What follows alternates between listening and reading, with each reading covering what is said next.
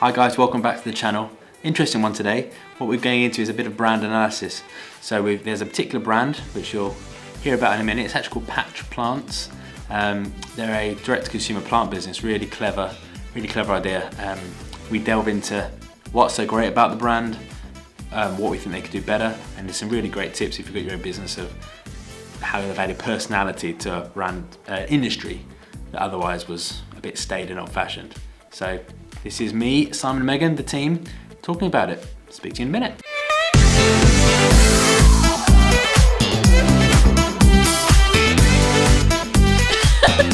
That was so loud. Actually, my ears ring. Okay. All right. Okay, so we're going to do something slightly different. Is talk a bit about, we're going to look at brands that stand out to us from a branding and marketing perspective, as it suggests. And generally it's brands that we've necessarily come across because of good marketing, we've engaged with because of good marketing, and we've actually bought the products because of good marketing. So we're going to pick out what we thought was good, generally what it was good, because on the whole it's been a really good experience, and then where we've just seen some potential recommendations. And the brand in question is Patch Plants. I nearly forgot the name after that. Patch Plants. And what was interesting for us is we've moved into our office a while ago. We've decorated it. It still was a bit lifeless, potentially. Mm-hmm. As we've come out of lockdown, with now being here more. I think it was, obviously with Meg joining, plants was a thing. Yes. You wanted plants. They are something dear to my heart, and I feel like every office should have plants, so it needed to happen. It's good for the soul. We're lacking in natural sunlight. Yeah. So actually bringing plants into the mix is good. It's proven to be good for your mental health generally to have plants around. So that's what we did. And actually, I kill plants or I buy fake plants. So we thought, actually, no, let's get real plants. And actually, we live in a world where we like things quite straight quickly. And the direct-to-consumer brands are things that we are generally interested in. So a bit of Googling, a bit of retargeting Facebook, and we landed on Patch. And I think, Meg, you did the actual buying process. So I think I bought them. Did I send you the link to Patch initially? I think so, yeah. Yeah. I think I looked at it, and I looked for, quite cleverly, this is where SEO comes in, unkillable plants. Because my experience of... So that's literally what you searched for. I searched for in unkillable Google. plants because I have a house full of dead plants. And I know I don't... Meg could be trusted to water things and look after things. And although I did bring in a sprayer today, which is my effort, I'm trying, but I've got a horrible record of killing plants. And that was very clever SEO on their part. They had the unkillable range, which was like, okay, very clever. Because I wasn't, plants is a search term, could be anything. But actually, it's quite a specific niche they were looking for here. And so, because I know you guys were more involved in the purchasing of the plants.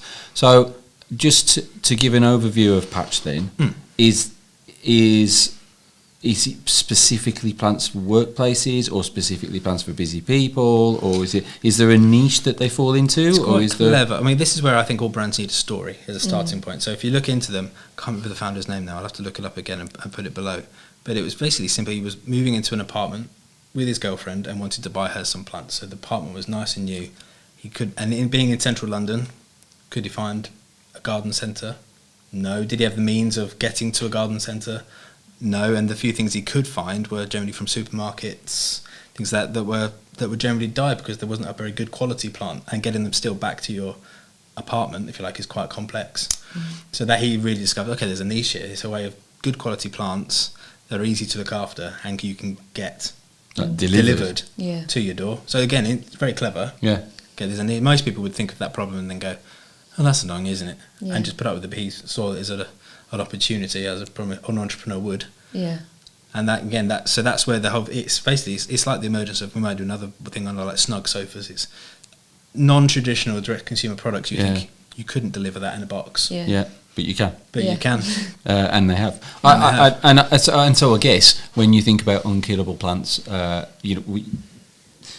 London, the kind of person living and working in London works a lot generally, very busy kind of person. And so again, that risk of a plant dying, especially if it's a lower quality one from a supermarket, is higher in general as well, isn't it? Yeah. Yeah, and that was where we kind of came from. And it was...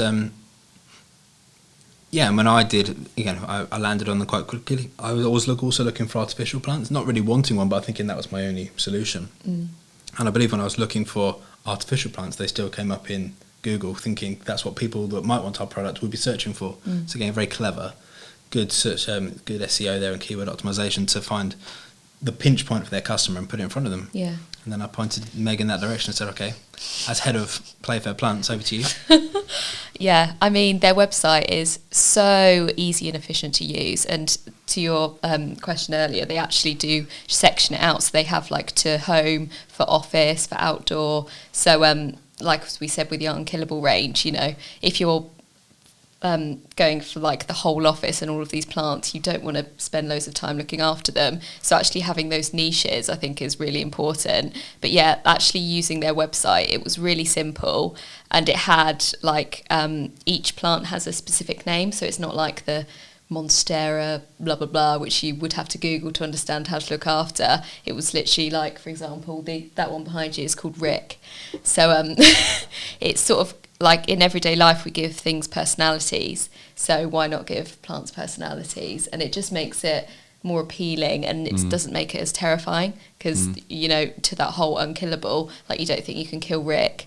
Well, you hope you can't kill Rick, but it just makes Anyone it... can, I can. Yeah, I mean, good luck. So, that's interesting, yeah, because it's injecting a little bit more of a need to care for it by giving it a character. Yeah, definitely. And we know that really works in loads of ways now. You'll just get a box delivered, or you get a product delivered, and the packaging will have its own character. The packaging will say, I'm eco-friendly, or open me and see what's inside, or something like that, you know.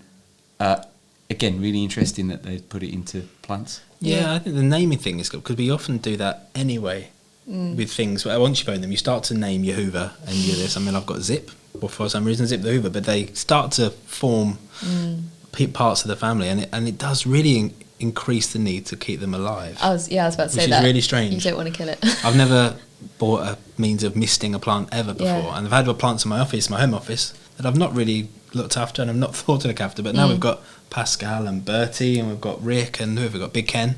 Yeah, that's Big Ken. I'm not sure you can see Big Ken if you're watching. It's just peering behind Simon. You kind of want to look after Big Ken, and I missed him this morning. It's a really smart way of bringing personality to an otherwise very traditional market. If you've ever watched Gardener's World, I've watched Gardener's World, you know, not ashamed to say it, but they're talking very much in these sort of Latin names and terms, and as much as I enjoy watching it, it doesn't make me want to start gardening, because that looks hard work and that looks difficult. This week you need to be taking the first centimetre off your mulch and adding this, and wow, okay, but the day I get a gardener, that'll be a thing. But for an office plant, especially for us, just want something nice and green. And you could tailor the sizing as well. I think that was really good. Really important. Like, we knew we wanted like 2 big plants and 3 small plants, for example, and just having that flexibility, not having to scroll through hundreds and hundreds and be like, okay, I want small, I want, you know, big. And you can also pick the pots that go with it. One thing that we did find with one of our plants, Pascal, is the pot doesn't actually fit. I don't know, maybe a bit more like of transparency when it comes to like which pot fits which plant. Yeah. I think just having that variety, and even like seeing the plant in the pot could be something. You would have maybe hoped during the process they would have.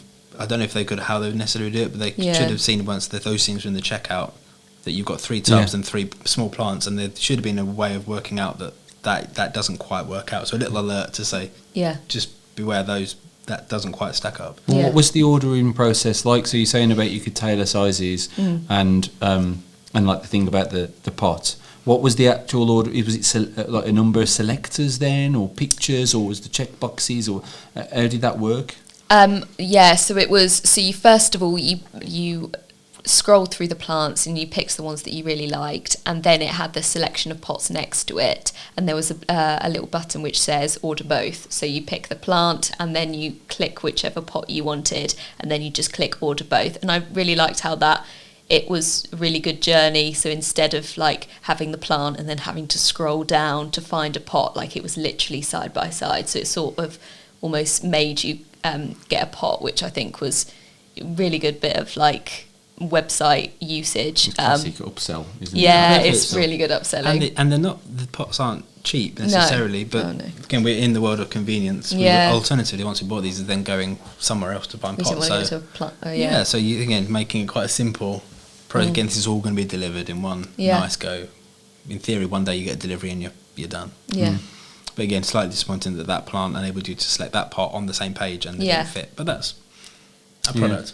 Yeah, that's Issue. just how it went. But yeah, once you'd done all of that, it just took you through to, so once you'd selected all of your plants and then all of the pots that went with it, it just took you through to the buy page, and you just bought straight through there. So it was really simple, really easy.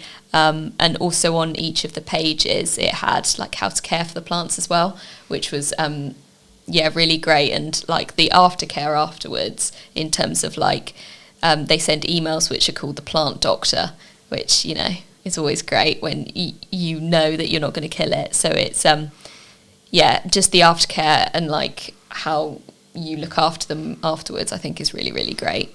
Again, it's kind of, it's, there's lots of people in the direction world who don't really know necessarily what they're doing, but kind of they have delivered and they kind of think it's job done. But certainly with a product like this, where it's very clever because we bought them for office use, but because of that constant, I mean, I've had text messages saying, I hope Bertie's settling in well. Yeah. She likes to be, if she's got brown on the edges of her leaves, you might think she needs a bit more sunlight. And because of all that, I probably will order a couple for home. Yeah. And for home, it's much more convenient for me to go to the garden centre because it's not so far. But still, because I've had a nice experience, and I'm not bothered. Like sometimes people they feel like they have to have some after purchase process, and they force it on people a little bit too much. And usually a lot more aggressively trying to get a another cross-sell and Yeah. an upsell. Yeah, there's not once been a buy more yet, Oh, no. and that will probably come. I imagine if they've got a series of emails, as they probably should. Yeah. In a few weeks, there'll be some offer for more. But in the meantime, they're checking the plants have arrived okay. Yeah. They're checking that they've they're Giving you happy. lessons on how to look after them. Like each email, it's literally like lesson 1, lesson 2, and it's just like a really nice. It feels caring, which is nice rather than selling. I think the big barrier to probably someone doing this before has probably been the consideration around delivery. Yeah. You know, that experience. How do you get it there safely and everything? But but not only was that fairly well done, but it was a nice another nice experience, wasn't it? You know, the artwork on the boxes and things like that. Yeah, well, the video we'll put on YouTube, we'll show some pictures of the boxes. We did a big unboxing yesterday, just because we had and to be fair, there was a problem with one of the plants. I think it was Rick, wasn't it? Yeah, one of the Ricks. That Rick. One of the Ricks is a bit squashed because clearly it was delivered by DPD and some, but clearly somewhere in the ecosystem it had been damaged, so it was resealed. But when I did get in contact with them, I wasn't asking for anything. I just said, "Oh, just so you know, Rick was a bit damaged," and there was no question of we value the quality of our plants so much that we'd like to send you either a discount off Rick or another one. I thought, another plant. I mean, that's better for us here. And there was no quibble. They're very apologetic. And there's no need to return the existing one, I guess, because repackaging a plant to go back is incredible. And it was very well packaged. I mean, you'll see from the unboxing, it's not an easy process, but nor should it be for something that needs protecting. Because there are lots of soft leaves on the whole. This one you can't probably see on camera, but it came out great. And they're really, again, probably not less for us, more for the delivery firms if they use third parties. Lots of instructions of the direction of the box. This way fragile. up. This way up and fragile is pretty important when you've got a plant inside. With a load of soil in the bottom. But they could have just plastered it all over, thinking about this is for the DPD driver. But it was very much a snail saying fragile, and a man with a watering can saying this way up. It was really nicely done. Yeah. It means you enjoyed the process, and then even the bit that you throw away or recycle that was around the sort of the tub was very much really nicely branded again. Nice paper branded as Patch, and then you get your little card in the soil that says Rick, and then obviously and then also a little delivery note that came in there, which if you're looking on YouTube, we'll show it. You can just show just really simply how to look after it, and again in a fun. And the branding's quality, isn't it? It is. It's the so illustrations, simple. the character, the tone of voice. It's a lot of effort. It makes it really nicely personal, done. which is really, nicely really done. great. And like an affiliate code at the bottom as well, which It's is a really good lesson in all stages of the customer journey, I think, they easily identified my pain point, which was plants that I can't kill for a space with not much light. That was I very easily found them, which is the first job of marketing, isn't it? Saying hello, I'm here, and then once they've done that, is then easily communicate to me. And did you get the retargeting as well? And it wasn't retargeting much, to be honest. I don't know how much they've got going in their sort of their the Facebook and the like, but I haven't seen much come since, which makes me think they're probably quite heavily going down the SEO route, and they clearly have quite high success on their organic social channels. Very well followed on Instagram, 300,000 plus followers. Yeah. And it's a very engaging product for content to create. Yeah, the UGC is great on like everything that they post and everything that they repost, even on their stories. It's really effective, and they could use that just constantly on their Instagram, and it would work really, really well. I think it's very interesting. There's not people sometimes default think you have to use every marketing tool available to you, but if they've clearly identified the pain point of the customer, and that where they first generally go with such a query is Google. You don't have to have Facebook ads. You don't have to have TikTok ads. You don't have to do everything. If you've got one tool that's working for you well, do that really well. Fundamentally have a good product. Have it competitively priced, and they're not the cheapest. No. I could have found cheaper solutions, but I was so impressed with the way the product was presented to me, the experience with during that. I think it also depends on how many competitors are in your space, or what you've got that's unique over other brands. If there is a uniqueness, I don't know because I haven't done the research, but if there is a uniqueness to unkillable plants, or at least that concept, that theme, those keywords, then you're going to get low competition for them. You're going to get cheaper keywords. You're going to get better coverage. Yeah, I mean, I'm sure you can buy a rick from IKEA, probably, but it's called a Celius Maximus Nicus. And I don't know, I wouldn't buy that because I'm not good at keeping plants alive. If they'd called it the unkillable, it's a start. Just really clever way of positioning your product for your specific audience. There's a few things I think that they could do potentially better. One thing was there's like a little card, which we'll show you on one of the close-ups, which has got a QR code in the back about how to care for Rick or Bertie or whoever. Which sounds like a great concept. Great QR code. I'm going to go through to a dedicated page or something. And it just takes you back to the product page. And it has got that care tips there, but the first thing it brings you back to is the buying image, and they automatically think, I'm being sold to again. I scanned on this under the pretense that this was going to help me look after Rick. And I could if I scrolled down a bit. When the effort's gone into the whole plant doctor and the content is there, it's surprising that it doesn't really fit with the brand. It's almost like QR codes are a growing thing, a really popular thing. We need to use it, but maybe not that connecting the dots are saying, well, actually, I expected some video content. YouTube would be like, give me really, thank you for buying, because they know I'm a customer who's just bought this. I hope they've arrived safely. And here's 5 quick tips to keep such alive. And then you could even, that's all you really would want. You make a good point, because you'll go back to the product page and it's the sales page. So that you specifically mentioned that in the emails that have followed there isn't any sales, and that's nice. That's refreshing. So it gives the wrong impression when the QR code takes you back there. And equally, as we're going, there hasn't been any new YouTube content probably for 12 months. So they had a really good start of YouTube content. Clearly, when they got going, it's a relatively new brand. I think it was 2018, I think. So it's quite a new brand. I mean, incredibly well in such a short space of time. But they seem to have given up on YouTube about a year ago. And I think in the same way that I went on Google and typed for unkillable plants, I would just as likely, the next place I'd ask that kind of question is YouTube. And it would that could be a term that wouldn't be very expensive to get after. And I think that would be easily found. And video content for this sort of thing would have been perfect. Then well, the video results often come at the top of the search engine results page. They do. Absolutely at the top. You're right. So I mean, there might be a case, like you said, about not having to go into everything. Maybe there's a capacity issue. Maybe there's an investment in organic social. There's an investment in Google keywords. Maybe not so much in the retargeting on the social media. Maybe not so much on the YouTube.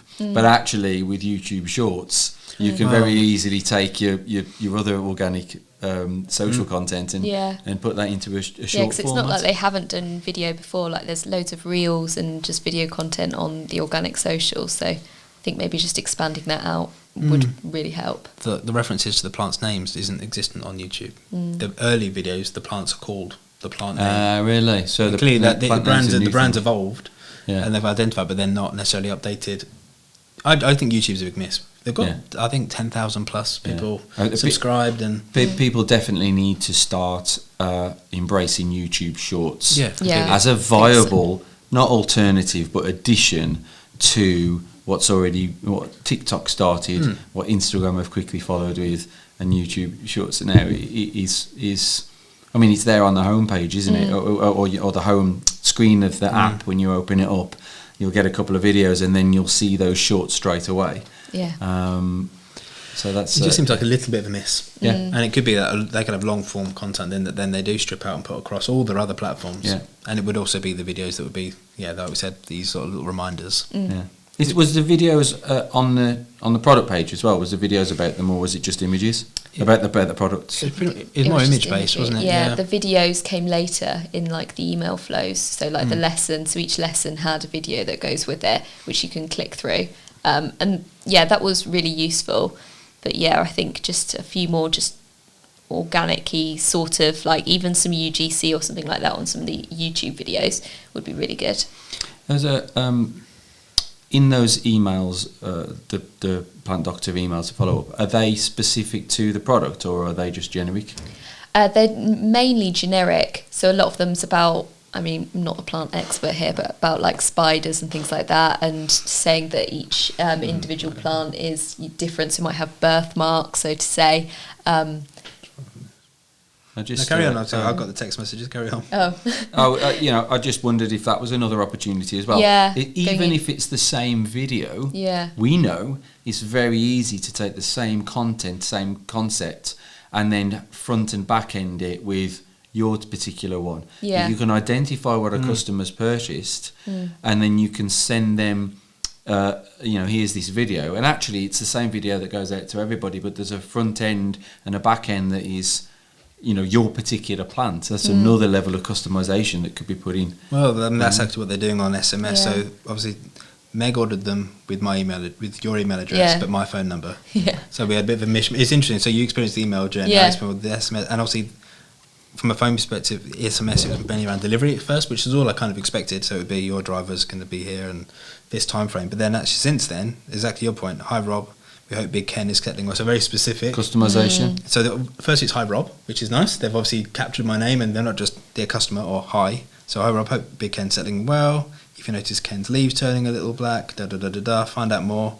Nice link to /Big Ken. So some specific content around him. Happy plant parenting.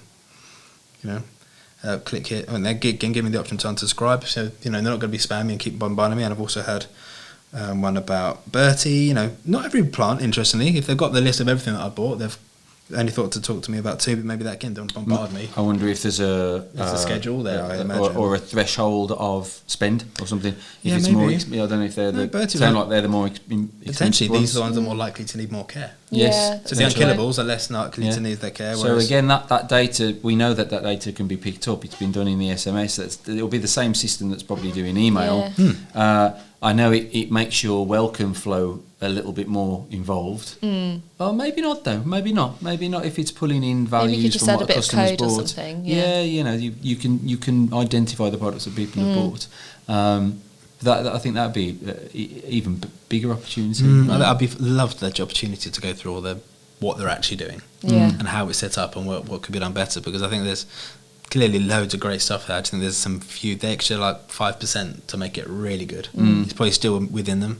I think influencer marketing they're doing well, because who's not going to welcome a plant? Yeah. It's not a hard approach. So we'd like to send you a really nice house plant for your house. Influencers including animals as well, which is always great to see, because people love animals on organic social. Yeah, absolutely. I mean, that's clearly been done very well. Yeah. But I mean, I think a perfect place for this brand would be sponsoring podcasts, like business podcasts. Yeah. I mean, what an obvious thing to put in there. Most people are sat in rather tired-looking offices. Yeah. They could have their own podcast very comfortably around, plants, whatever it might need to be. they could host a business-based podcast of their own if that's their core customer. But yeah, I think I'd love to sit down and see exactly what they're doing and how they're doing it. And so I'm sure there'll be some bits that can be just given the extra few percent. Yeah. Very good. So there you go. What we will do, if you're watching this on YouTube, we've got loads of nice images of the plants themselves. The big unboxing takes a while, but I think that's quite reassuring that the box is, it's very well packaged. It was well protected. And I think hopefully we'll send some bits, be some links, which is so you might be interested to buy them yourself. So there you go. Yeah, interesting. We'll do this more often, I think, because it's quite interesting to see.